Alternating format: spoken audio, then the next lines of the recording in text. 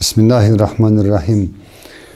Elbet bizler için Numan Çelebici Hanımız yıllar içerisinde ana vatanımıza döndüğümüzden son her sene böyle 23 Fevral bizler için mühim, onu anmak, bütün halkımızın içinde camilerimizde her sene biz dualarımıza yeterip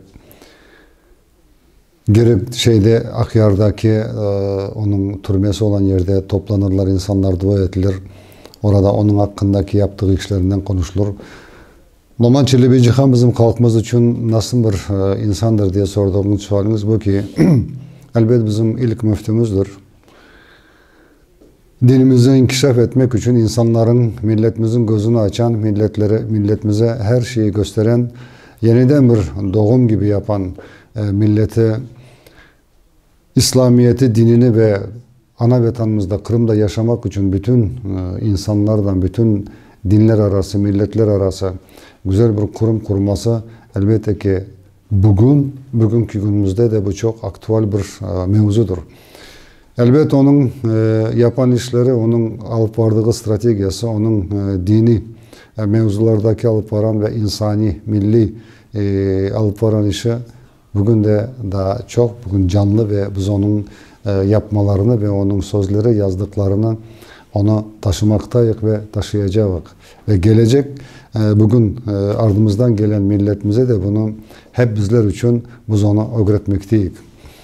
Çünkü insan milleti için, dini için, vatanı için can kuyduran, helak edilen bir insandır.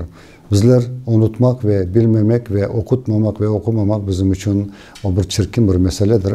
Ama nasıl da olsa bizler elimizden geldiği kadar Numan Çelebici Han'ın ruhuna şad olsun diye biz dualarımızı yapacağız. Ama onun da tuttuğu yol, onun da bizlere kaldırdığı bugünkü yazan satırları gimin bizler onu okumaktayız, bizler onu okutmaktayız. Onun için bizim için Numan Çelebici Han şehidimizdir. Bizler onu hiçbir zaman unutmak. Ama umut ederim ki bizim halkımızın içinde bizim kızlarımız, analarımız nece Numan Çelebici Hanları dünyaya getirecektir. Umarım bu millet hiçbir zaman unutmaz.